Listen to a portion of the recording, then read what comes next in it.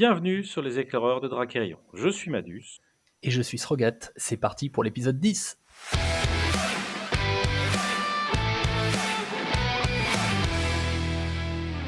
Un épisode centré principalement autour de l'événement du mois de mars pour Drakérion, à savoir la sortie du Dead Pledge depuis le 1er mars. Nous ferons également un point sur les résultats du tournoi et les combats restants. Puis, suite à des questions qui ont été posées sur le Discord concernant des points de règle assez précis, Giver a éclairci plusieurs zones d'ombre, et elles sont susceptibles de modifier complètement votre façon de jouer. Mais nous discuterons également des nombreux spoils de l'actu de projet numéro 33, qui fait pas trop de jaloux et renforce à peu près tous les royaumes pour les derniers matchs du tournoi Discord. Et également, nous parlerons de l'actu de projet 34, qui elle est centrée spécifiquement autour de Tiraslin. Mais avant ça, Madus, je te laisse la parole pour la question du jour. Alors, le grand jour est arrivé, puisqu'on peut enfin parler avec vous du Late Pledge, et que ça va être une grosse partie qui va venir. Et en lien avec cela, je me suis amusé à dresser un petit tableau des manœuvres qu'on avait par starter, en fait. Pour les starters, on les connaît, les manœuvres en tant que telles, elles n'ont pas changé. Je parle des manœuvres qui composent les starters, bien sûr. Et eh bien, je me suis aperçu que tous les starters n'avaient pas les mêmes manœuvres. Voilà, je vous rassure, ça je l'avais déjà vu avant, je suis pas non plus un imbécile. je devrais peut-être reformuler, mais bon, vous avez compris l'idée. Tu parles des manœuvres neutres, hein. Je On parle est des bien d'accord. manœuvres neutres, bien sûr, je mets de côté les manœuvres de royaume. Et que, au final, des manœuvres neutres, aujourd'hui on en compte 9. Et sur ces 9, bien sûr, elles sont réparties de manière assez différente selon les différents starters. Donc si je prends un exemple simple, récolter les informations, une manœuvre assez importante, je pense qu'on fera un jour qu'on en parle de celle-là d'ailleurs. Et bien celle-là, elle se trouve dans 3 starters qui sont Wasteland, qui sont Carthage, qui sont Tiraslin. Elle ne figure pas en Gilestel, elle ne figure pas en Lockmar. Voilà, et ça on peut le dresser, ce constat-là, avec toutes les manœuvres. Ce qui m'amène à la conclusion assez simple, qui est de dire que si vous voulez avoir toutes les manœuvres neutres, eh bien, il faudra que vous preniez plusieurs starters. Alors, si vous avez pris un pledge avec les 5 starters, je pense que là, pas de problème. Si en revanche, vous avez pris un pledge avec un seul starter, ou vous l'avez pris en 2 fois, eh bien, faites attention. Assurez-vous que vous avez les bonnes manœuvres et qu'il n'y en a pas une qui est un petit peu dans la zone qui vous échapperait. Je pourrais penser par exemple à l'ordre d'assassinat, qui a fait parler de lui. Enfin voilà, c'est une manœuvre assez importante.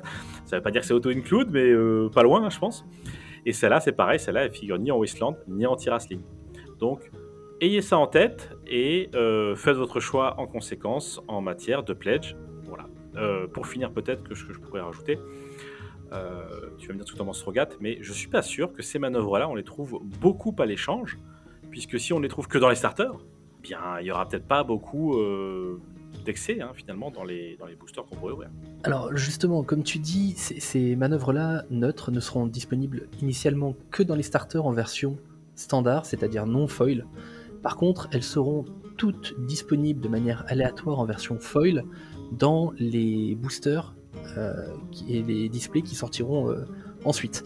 Ce qui fait que, en effet, par exemple, un ordre d'assassinat, comme tu dis, qui pour moi est une carte presque auto-include, si on veut avoir 3-4 decks différents et qui risquent d'avoir 3-4 ordres d'assassinat, ça va être assez compliqué de récupérer si un joueur n'a pas démarré avec Kickstarter. Mais je me rappelle qu'on avait discuté un peu avec les cavaliers justement sur cette notion de rééditer peut-être plus tard des cartes sous certains formats, et si ça se trouve, en fonction des méta et du fonctionnement, on aura des packs peut-être complets de manœuvres neutres à acquérir directement. Faut avouer que ce serait peut-être une bonne idée parce que même pour les pledges, il y a peut-être des personnes qui se sont mises à plusieurs pour répartir le pledge entre eux, s'ils jouent pas les mêmes royaumes.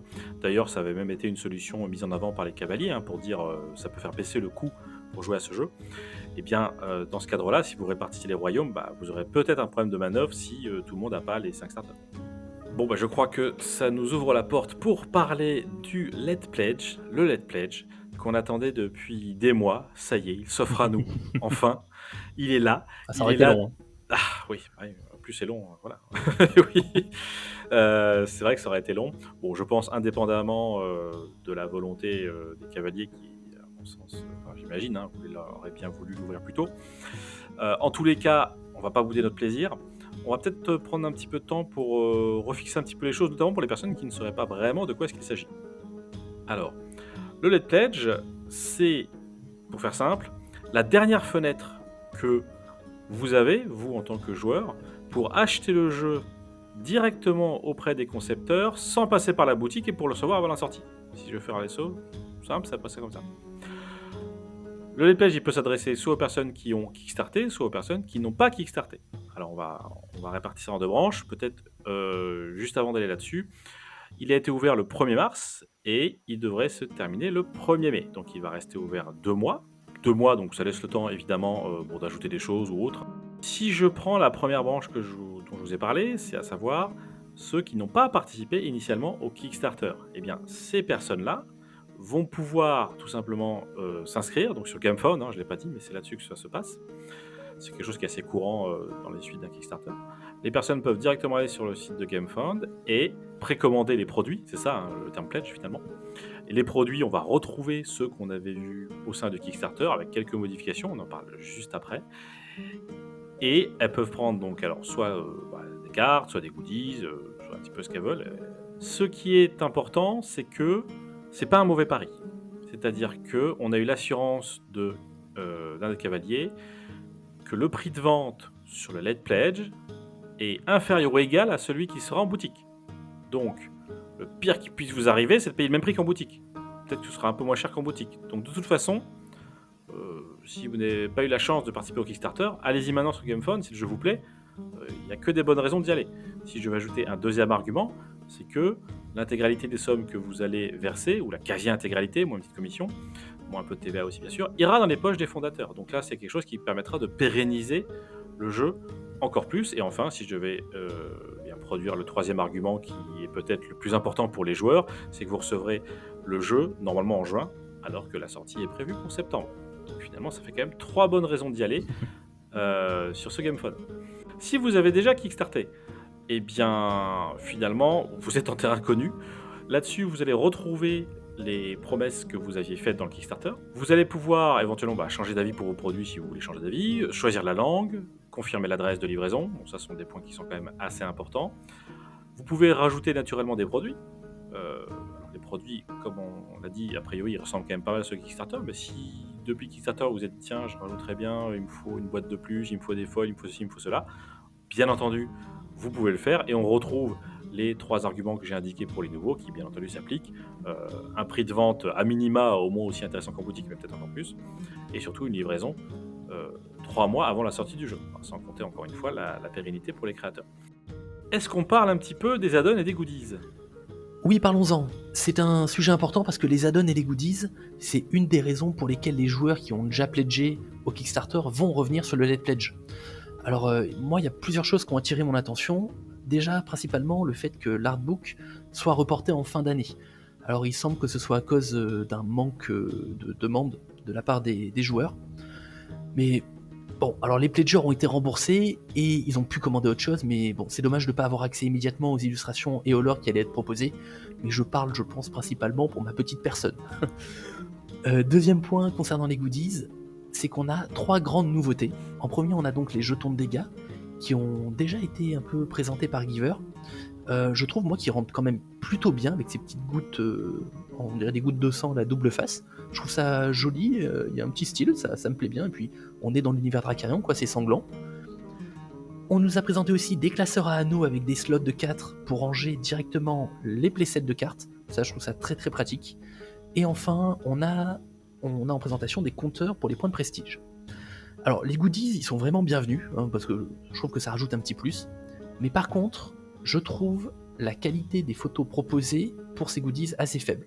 Enfin, c'est un peu flou, il n'y a pas de vision complète en fonction du classeur, il n'y a pas de recto verso pour le compteur. Bon, je suis un petit peu déçu par ça. Kata a annoncé déjà avec l'équipe qu'ils allaient ajouter des nouvelles images, et comme le pledge dure 2 mois, on va peut-être avoir le temps de voir tout ça apparaître.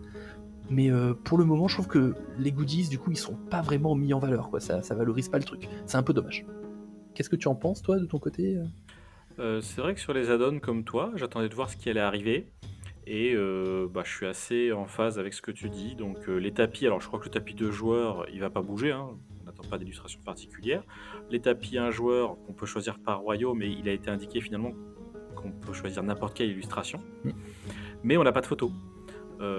Donc, est-ce que ça va être des tapis avec des bords renforcés? Est-ce qu'il y aura les zones de jeu? Comment est-ce qu'ils vont faire pour mettre des images qui sont a priori des images verticales dans un format horizontal? Donc Je ça trouve ça. devrait, ça devrait arriver d'ici la fin du Late Pledge, mais pour l'instant, on n'a pas plus d'informations.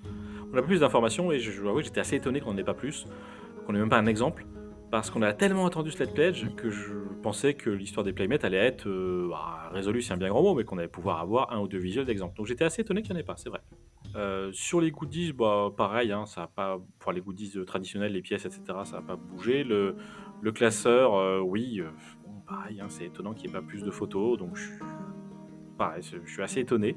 Tant mieux s'il y en a avant la fin, et bah, tant mieux, remarque. Tu sais, je m'étais fait la réflexion. Je m'étais dit, bon, mais pourquoi est-ce qu'ils n'ont pas attendu d'avoir toutes les images pour ouvrir le truc? Et en fait, d'un autre côté, ça fait tellement longtemps qu'on demande l'ouverture sur les Pledge, je préfère qu'ils l'ouvrent maintenant et qu'ils l'enrichissent avec des images.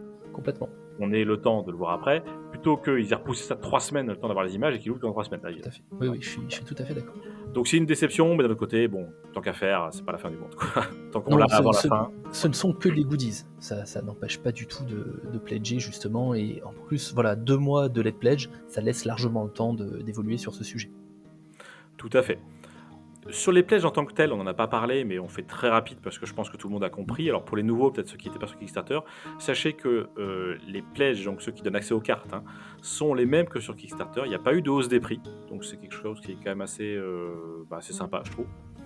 Et on peut également avoir les fameuses cartes promotionnelles qui étaient a priori acquises pendant la campagne. Ben, celles-là, elles pourront aussi être fournies à des personnes qui rejoindraient les pledges maintenant, même s'ils n'ont pas participé à la campagne initiale. Donc ça, c'est quand même très chouette de la part des concepteurs d'offrir ça. C'est pas toujours le cas, hein, je tiens à le préciser. Et c'est plutôt sympa. D'ailleurs, ces cartes promo, tu veux peut-être en dire un mot? Oui, concernant les cartes promo, ce sont des cartes avec des illustrations alternatives illustrées par Zarimot. Il y en a 10, une par personnage nommé sur les starters, et il y en a plusieurs qui vont être offertes déjà à partir du pledge améthyste. Ensuite, vous avez d'autres moyens d'en récupérer, par exemple en prenant un classeur ou un tapis de joueur. On va rajouter ça comme ça au fur et à mesure, ça va être rajouté. Et les cavaliers nous ont annoncé qu'ils allaient essayer de distribuer des cartes différentes. Donc si vous arrivez à avoir 6, 7 ou 8 cartes promo, eh ben, ils vont essayer de vous donner des illustrations différentes. Après, il faudra s'arranger entre nous, entre joueurs, pour faire des échanges. Je rajouterai un autre point assez intéressant, c'est qu'il y a eu un nouveau stretch goal de débloqué dès la sortie du Late Pledge, qui est celui qui offre 2 cartes en plus par booster. C'est-à-dire que maintenant, que ce soit un booster standard ou un booster foil, vous avez 2 cartes supplémentaires. Donc c'est un critère supplémentaire si vous hésitez pour vous lancer dans le Pledge. C'est vrai que alors les deux cartes, ce sont des communes, hein, naturellement. Enfin, naturellement, autant le préciser. 2 cartes de plus dans les boosters foil, ça c'est un gros plus, je trouve. Parce que, pour le coup, pour qui aime les foils et qui veut compléter sa collection, ça aidera à le faire plus rapidement. Bon, je crois qu'on a à peu près tout dit sur le Let's Pledge. Peut-être que tu veux nous dire un mot du tournoi en cours de la guerre des royaux. Oui, tout à fait. Qu'en est-il du tournoi? Eh ben, les joueurs se sont réveillés principalement sur le dernier week-end de février, donc je sais pas, c'est sûrement l'émulation du Fige qui a réussi à booster un peu tout le monde. Pour rappel, le format du tournoi est un peu particulier, hein. C'est uniquement les 2 meilleurs joueurs par royaume, donc ceux avec le plus de points par royaume qui ont été sélectionnés pour la suite du tournoi, et entre chaque match, vous pouvez modifier votre deck. Il y a également eu un petit changement depuis la dernière fois, une modification sur les méthodes de calcul des points. C'était pour essayer de réduire les égalités et avantager au maximum les joueurs qui ont fait la totalité de leur match. Donc le principe, c'est que maintenant, chaque victoire rapporte 1 point, chaque défaite rapporte 0,5 points, et chaque participation à un match rapporte 0,25 points.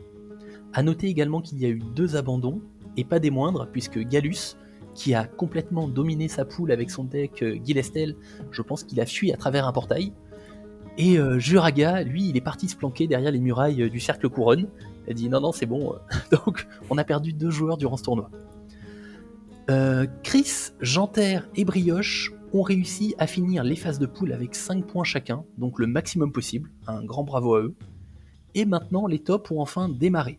Au moment où on enregistre, les 2 demi-finales n'ont pas encore eu lieu, mais elles vont opposer pour la première Chris avec un deck Tiraslin contre QT avec un deck Lockmar, Et enfin Tekris qui jouera Carthage contre Oshi avec son deck Westland.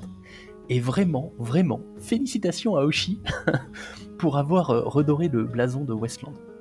Il ne comptabilise qu'une seule défaite pour le moment, et c'était justement contre Chris durant les poules. Donc peut-être qu'il a une revanche à prendre, on espère pour lui. Et il se trouve, a priori, donc, que les derniers spoils ont réussi à sauver le royaume Westland de la débâcle. On essaiera d'ailleurs de vous avoir une interview des 2 finalistes. Madus, du coup, je te laisse la parole. Je pense que c'est le moment d'enchaîner avec un peu des petits points de règle, parce que tu as eu plein d'informations que tu n'as même pas encore partagées, donc je t'écoute. Oui, alors, en fait, c'est 2 précisions qui sont tombées, qui font d'ailleurs suite au précédent point qu'on avait abordé dans l'épisode numéro 9, donc n'hésitez pas à le réécouter si c'est pas très clair.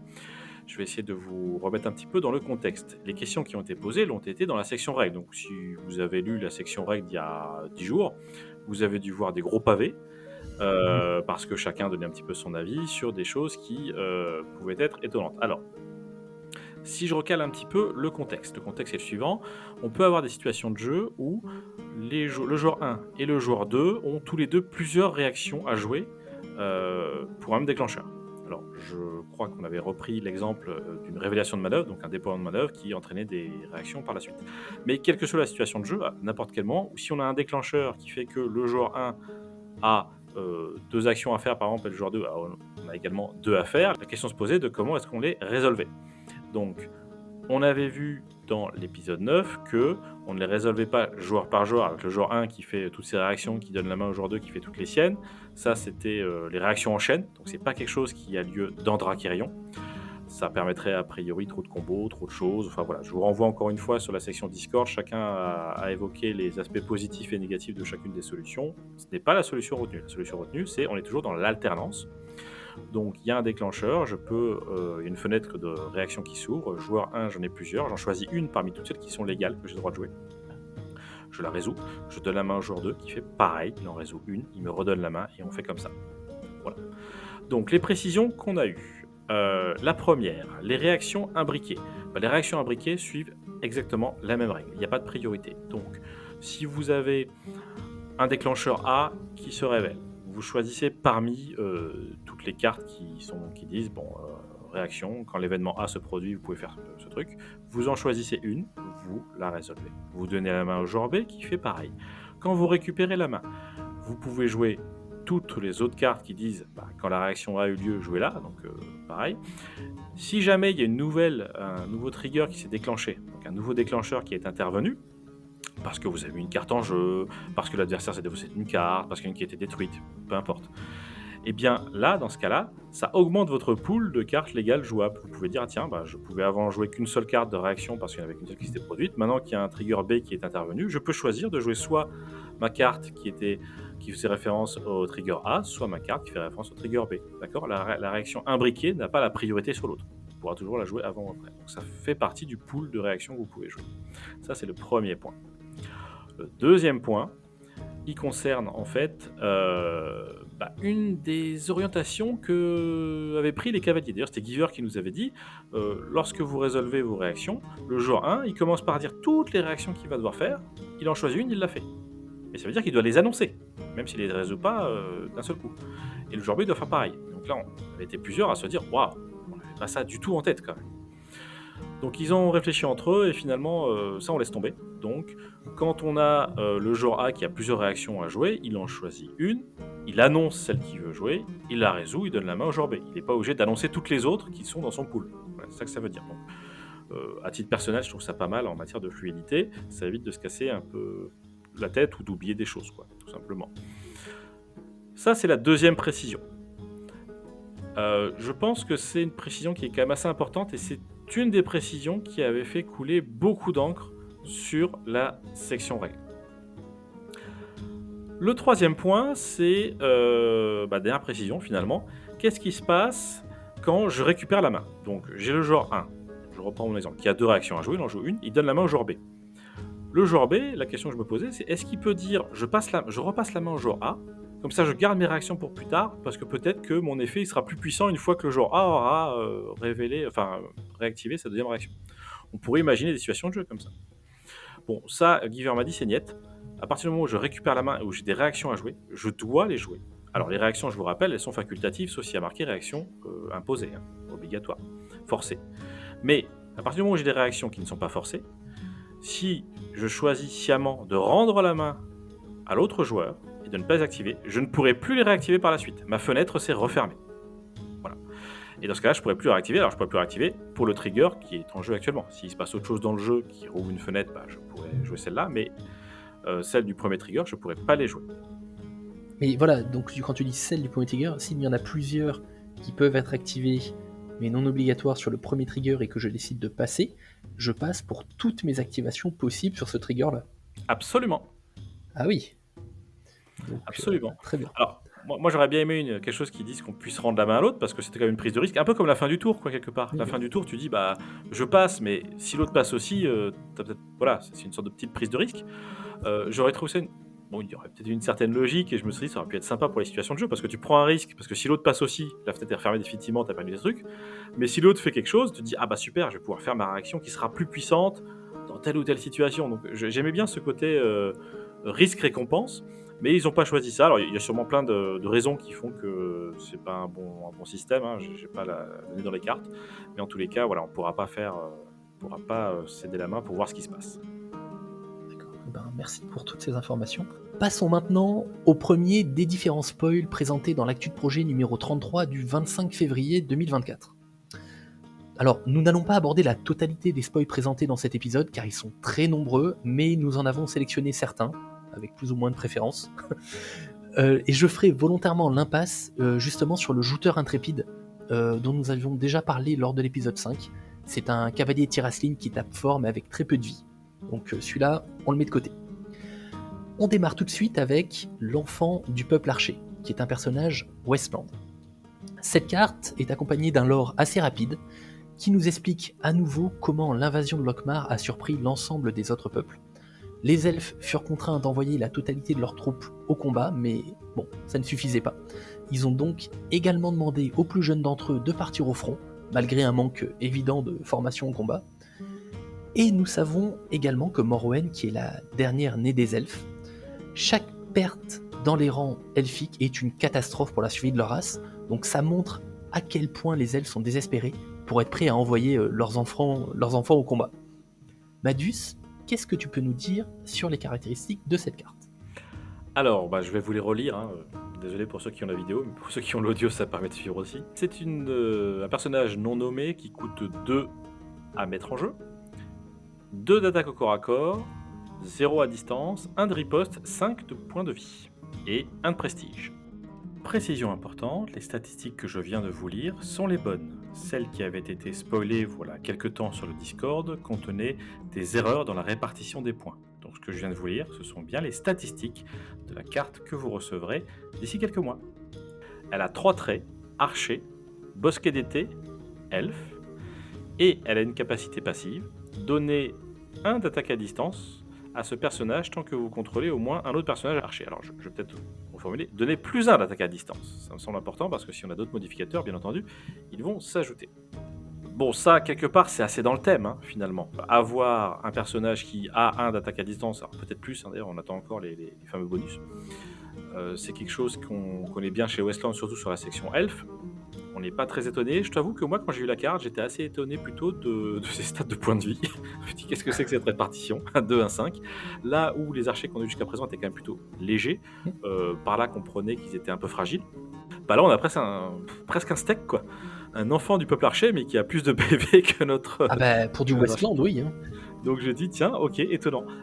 Étonnant, et qu'est-ce qu'on en fait ? Parce que quand t'as beaucoup de PV, tu dis, bon, je vais peut-être le mettre devant, comme ça je pourrais attaquer les lignes d'arrière et pourrais encaisser sans mourir, mais d'un autre côté, elle a que 1 de riposte.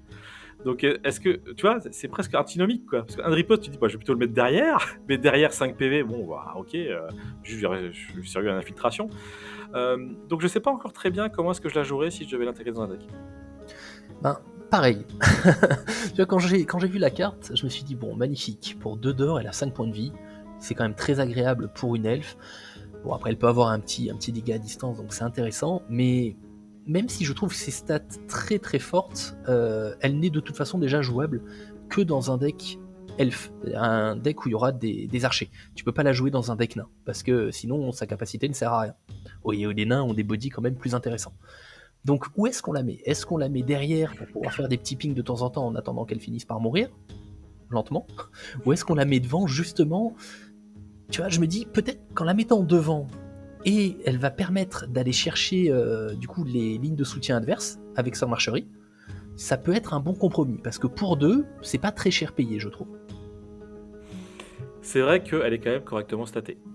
En l'état, on paye 2, on a 8 de stats répartis. Sur le global, c'est pas mal. C'est assez inhabituel d'avoir autant de points de vie, encore une fois, sur le Wasteland, donc c'est ça qui est vraiment étonnant. Donc étonnant, ça peut être bien, parce que ça peut être une ressource qui n'existait pas jusqu'à présent, finalement. Je me rappelle que quand on avait parlé des gardes de Caronis, j'avais dit, bah écoute, c'est une 2-2-5 qui peut donner une 3-3-5, mais c'est cool parce qu'au moins 5 PV, ça tient la première ligne. Donc on pourrait dire le raisonnement équivalent consiste à dire elle a aussi 5 PV. Certes, mais le 1 de riposte, c'est vraiment léger en première ligne. Donc tu sais quoi? Je vais te dire, ça va un petit peu dépendre des événements qu'on pourrait avoir en elfe, parce que autant elle aurait été naine, je me dis bon, on a des petits événements qui peuvent augmenter la riposte, tu vois, tu peux limite le mec, il pense pas prendre beaucoup de dégâts en la fumant, et en fait, hop, tu lui fais un petit truc, c'est sympa. Un petit plus Mais de en- riposte, ouais. Voilà, mais en elfe, on n'a pas ça, donc je serais curieux d'avoir une vue sur les autres événements elfe pour savoir si il y a des petits tricks comme ça qui pourraient permettre de la mettre en première ligne, parce que si ça n'existe pas, là, de prime abord, bon, je la mettrais peut-être plutôt sur la seconde ligne, tu vois, mais sans non plus une conviction de dingue, quoi.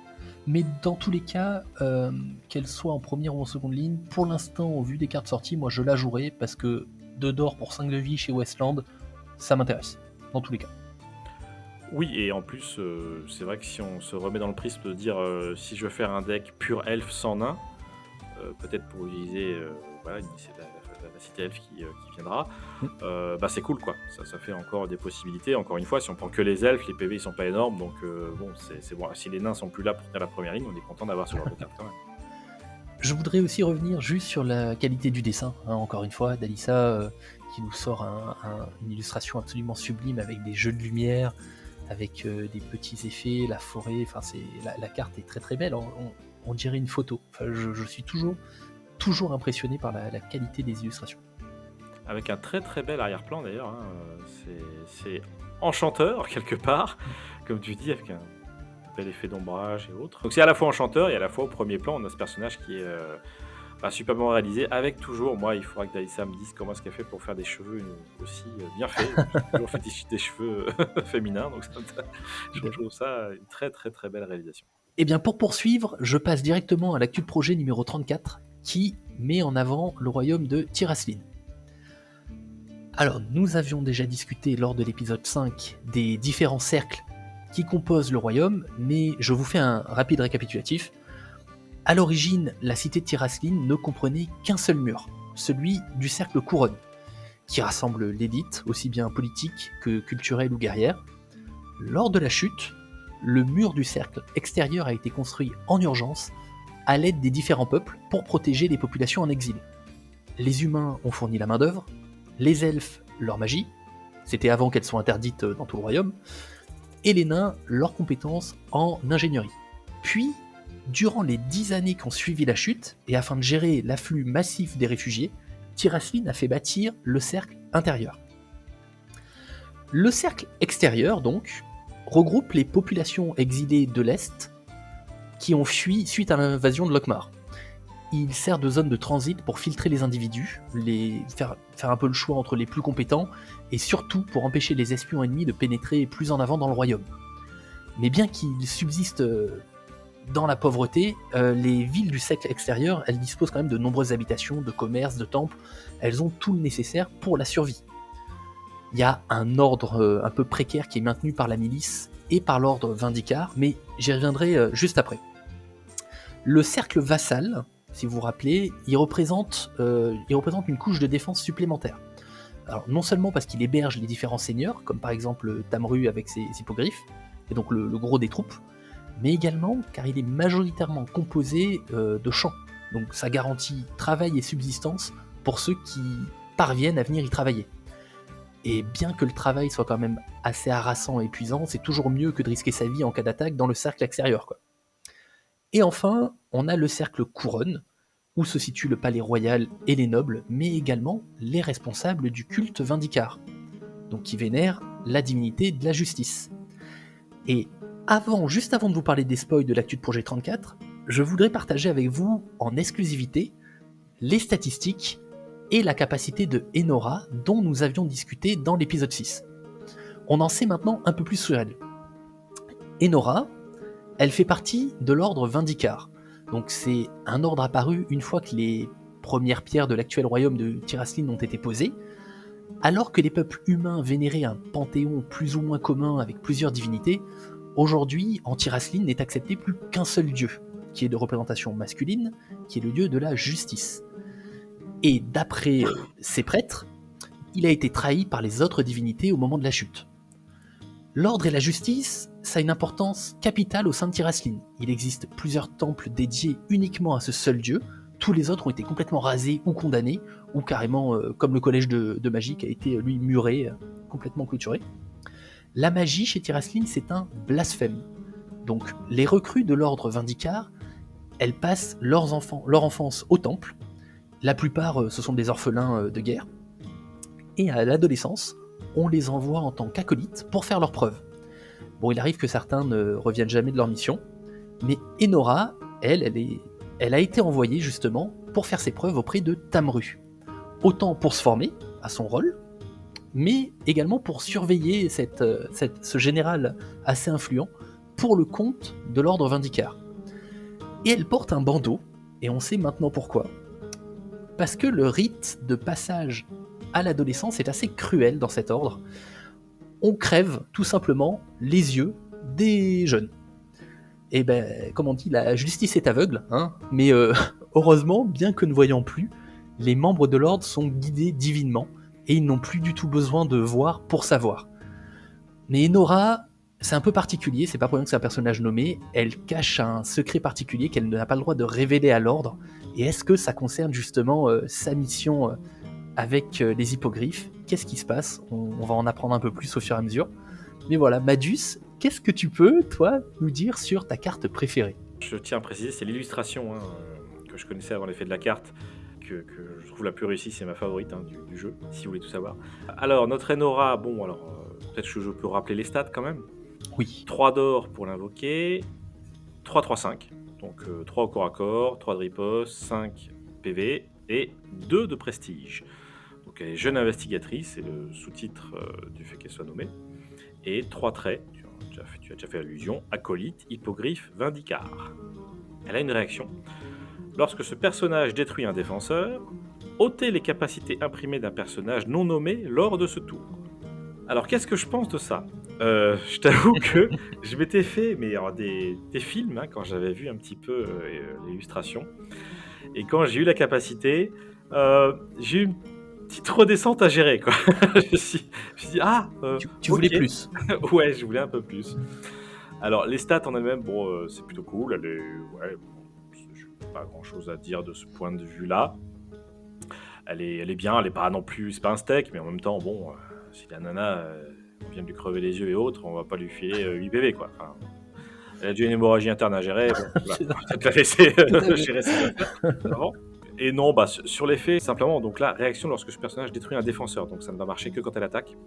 Et on va ôter les capacités imprimées d'un personnage non nommé. Il faut qu'elle arrive, qu'elle pète quelqu'un, elle a 3 d'attaque, donc à moins qu'on lui file des attachements, elle va péter du menu fretin, ou quelqu'un qui est déjà un petit peu entamé, pour ensuite les capacités. Donc c'est pas mal, à voir si, une fois qu'on aura un petit peu la vue sur tout ce que les gens peuvent faire, est-ce que ce sera un genre de capacité vraiment, vraiment forte, ou est-ce que ce sera un petit plus sympa mais sans plus, voilà.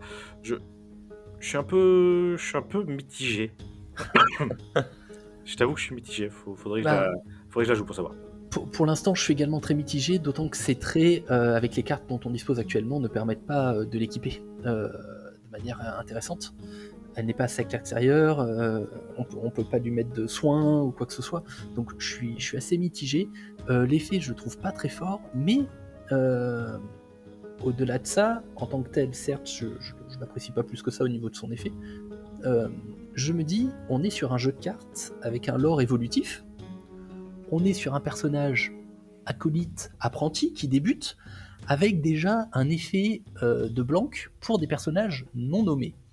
Je me dis que si elle arrive à survivre à son hémorragie interne, et que le personnage évolue avec les extensions, peut-être qu'on pourra avoir un personnage de plus en plus intéressant, de plus en plus puissant, quitte à avoir cet effet justement sur des personnages carrément nommés, quoi. Oui, absolument.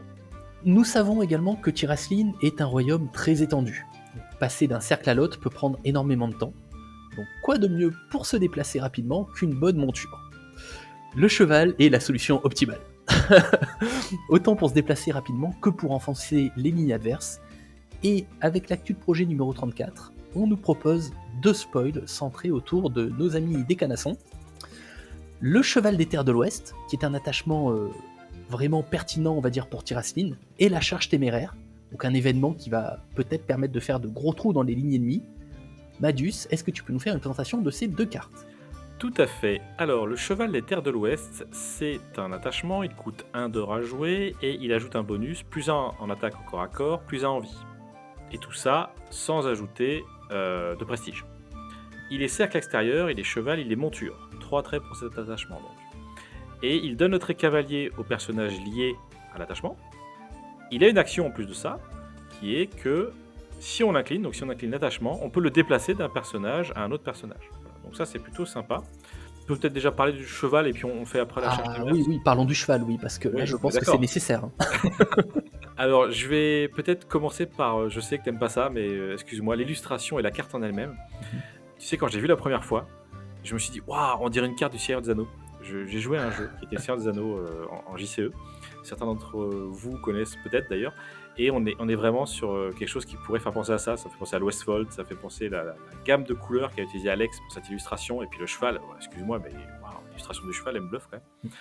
Là, on dirait qu'il y a un ranger devant. Enfin voilà, ça, je trouve que c'est très très Seigneur des Anneaux. Donc j'aime beaucoup l'ambiance qui se dégage de cette carte. Sur l'effet, c'est super fort. On a un attachement qui est cercle extérieur. Bon, c'est toujours bon à prendre pour pouvoir le ramener avec le tutor. On a, donner le trait cavalier, c'est cool, notamment si on veut le cumuler avec charge téméraire, dont on va parler juste après, par exemple. Et puis, mine de rien, on peut le bouger, quoi. Je vais dire, waouh. Franchement, ça me paraît vraiment chouette. Et en plus, ça développe vraiment une sorte d'archétype autour des cavaliers. Et c'est quelque chose que j'aime bien parce que là, jusqu'à présent, Tiraslin, on avait un peu ce côté cercle extérieur / toolbox. Là, on pourrait se dire, tiens, je pourrais créer un deck vraiment centré cavalier. Et c'est des choses qui vont alimenter cette mécanique. J'aime beaucoup. Et puis, c'est quand même une carte qui, pour 1 d'or, donne plus 1 d'attaque, plus 1 de vie.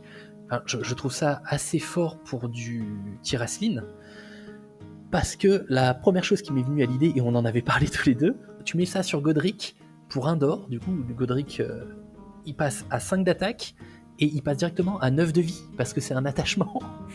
Donc je trouve ça presque trop fort, on va dire, sachant que tu peux du coup jouer avec une autre façon de faire, c'est-à-dire que tu prépares tes persos en ligne arrière, tu les équipes et après tu les fais monter pour taper. Je trouve ce cheval très intéressant et il peut surtout comme tu as dit, il peut s'associer avec énormément de cartes. On peut le tourner avec plein d'archétypes, donc il peut s'intégrer dans beaucoup de decks. Je trouve la carte très forte. Clairement, moi j'ai beaucoup apprécié cet attachement. Je le trouve très fort. Alors Godric, il a un avantage, il a un inconvénient, c'est que dès qu'on voit un attachement, maintenant on l'imagine sur Godric. Donc ça, c'est bon. L'avantage, c'est qu'on peut tout lui mettre. L'inconvénient, c'est qu'il ne faudrait pas non plus qu'on se mette des ornières et qu'on se limite à ça, bien entendu. Je suis d'accord avec toi, ça fait Godric un truc très fort, mais même, enfin, on peut l'imaginer beaucoup de cibles quand même sur cet attachement. Je trouve qu'il est hyper versatile et qu'il est très bon parce que on va pouvoir aussi démultiplier les effets qu'on a. Et je vais faire appel peut-être à la mémoire de nos auditeurs pour leur rappeler l'existence d'une carte que j'ai adorée. Je ne pensais pas l'adorer, mais dans notre partie, toi t'as moins adoré, mais elle était vraiment chouette. C'est le fameux protéger le flanc. Je ne sais pas si... allez, on peut peut-être rappeler ce que c'est. Hein. C'est l'événement qui, pour 0, permet de rediriger une attaque sur un cavalier. Donc ce qui est cool, c'est que... je vais relire le texte, ce sera plus simple. Ne peut être joué que lors de votre première action. Combat, inclinez votre bannière et l'un de vos personnages cavaliers pour le déplacer sur la même ligne que votre défenseur. Redirigez l'attaque contre lui et donnez-lui un riposte. Donc, ce qui est cool, c'est que... alors, protéger le flanc ne marche que si on a un cavalier redressé. Mais comme le cheval des terres de l'Ouest donne le trait cavalier au personnage lié, déjà, bah, ça, vous comprenez bien qu'on peut défendre grâce à ça. Sur la phalange, c'était peut-être pas le truc le plus naturel, mais encore que plusieurs attaques, c'était à prendre. Mais même sur les pavois, ça marchait bien, quoi. Parce que nos pavois, ils passaient à 3-3-6, quoi. C'est une bonne carte pour défendre, je veux dire. Donc pour le coup, vraiment une carte qui a montré son efficacité pour un gold, moi j'adore. Moi, j'adore. Je confirme, j'adore et je déteste affronter.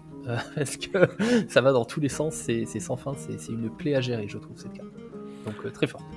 Très fort, et alors si on veut l'adjoindre en plus à la charge téméraire, parce que les deux peuvent aller ensemble, hein, la charge téméraire, donc c'est l'événement, il coûte 0, donc c'est la bien entendu, vous avez compris que c'est le deuxième spoil dont tu as parlé, Sorgat. L'événement qui coûte 0, il est cavalier et cercle vassal, de trait. Action, inclinez l'un de vos personnages cavaliers au front pour qu'il attaque au front. Donnez-lui plus 1 d'attaque au corps à corps lors de ce combat. Et là, bon, l'adjonction des deux cartes ensemble, elle est à peu près naturelle. C'est-à-dire que si on a mis le cheval des terres de l'Ouest sur n'importe qui, mais franchement sur une phalange ça marche bien. Sur une phalange qui était 4-1-5, qui est devenue 5-1-6, et qu'en plus je lui fais faire une charge téméraire qui vient donc une 6-1-6 et qui prend -1 de riposte au passage, oui, bon, c'est beau, quoi. C'est de la poésie. D'accord. Donc voilà, charge téméraire fonctionnerait évidemment très bien avec Cheval de Terre de l'Ouest. Donc c'est un événement qui est sympa, toujours dans l'archétype cavalier comme je disais. Donc moi j'aime bien ce genre de choses qui vont dans des archétypes. Sur la carte en elle-même, je vous avoue que c'est cool encore une fois parce qu'elle nourrit l'archétype, mais l'effet en lui-même, je suis pas aussi dithyrambique que notre cher écu qui m'a avoué qu'il aimait beaucoup cette carte. Ok, ça coûte 0, ok, il n'y a rien besoin d'incliner, donc c'est très bien. Enfin, on incline l'attaquant, mais je veux dire, on n'incline pas une bannière ou une cité. Par contre, je trouve qu'elle a un inconvénient, enfin, je trouve un inconvénient clair, c'est qu'il n'y a plus d'effet de surprise dans la mesure où c'est une action qui permet d'initier un combat et qui donne plus 1 d'attaque. Mais le plus 1 d'attaque, le défenseur, quand il va devoir choisir sa première action, il en a connaissance. Donc c'est moins fort que si c'était un événement qui donnait plus 1 lors d'un combat. Voilà. Et en plus, si jamais j'avais un jour un cavalier qui était infiltrateur, je vais pas regarder si on avait déjà, ça me dit rien, je pourrais pas l'utiliser puisque là en l'occurrence, je ne peux attaquer qu'au front. Donc je trouvais que ces deux petites limites peut-être neutraliser un petit peu l'intérêt que je peux avoir avec la carte. Donc je dis pas que c'est injouable, mais je me dis c'était plus bof, quoi. Voilà.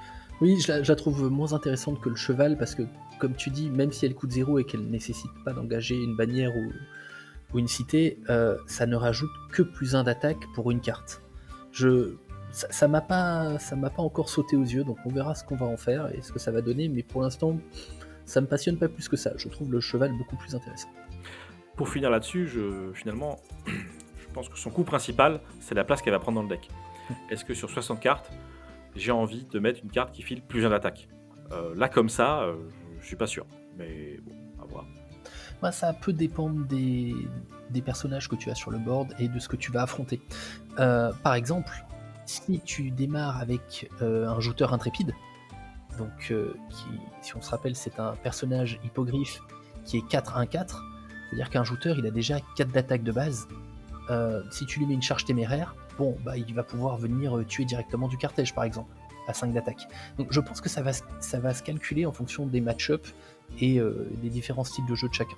Et ben du coup, j'en profite, vu qu'on parle de cartège, il n'y a pas de raison qu'il y ait que Tirasim qui est droit à leur petit poney. Si, il y a des raisons, si. Donc on va parler un petit peu justement de la cavalerie de Carthage, qui a également eu droit à sa monture sinistre. Parce qu'après tout, un cheval mort peut tout à fait continuer à faire son boulot, pour peu qu'on lui laisse pas le choix. Donc Madus, est-ce que tu peux nous parler de cette monture sinistre, ce cheval en lambeaux spécifique à Carthage? Absolument, donc c'est un bel attachement, le premier pour le royaume, si je dis pas de bêtises. Il coûte 1 d'or à jouer, et il ajoute plus 2 en vie. Il n'ajoute pas de prestige.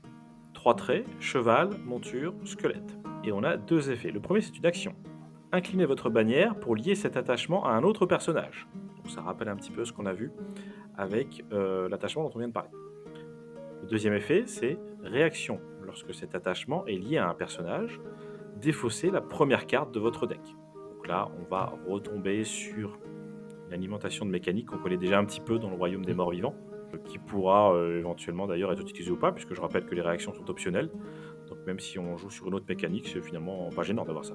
Plus 2 de vie, je trouve ça très fort. Dans le cartège, là où on cherche à temporiser, surtout, enfin, encore une fois, vu ce qu'on connaît.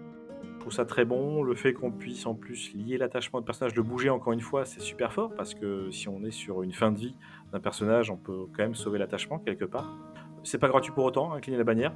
Je le trouve vraiment bien trouvé et j'ai envie de dire équilibré, quoi. Tu vois, très très bonne carte, je trouve.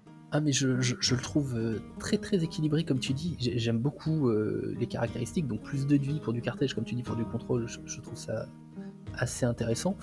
Et en plus, pour moi, il peut s'intégrer dans différents archétypes. C'est-à-dire qu'on peut l'avoir dans un archétype squelette, justement avec l'effet de réaction qui permet de défausser la première carte de son deck, mais je le placerai également dans un archétype Strigoi.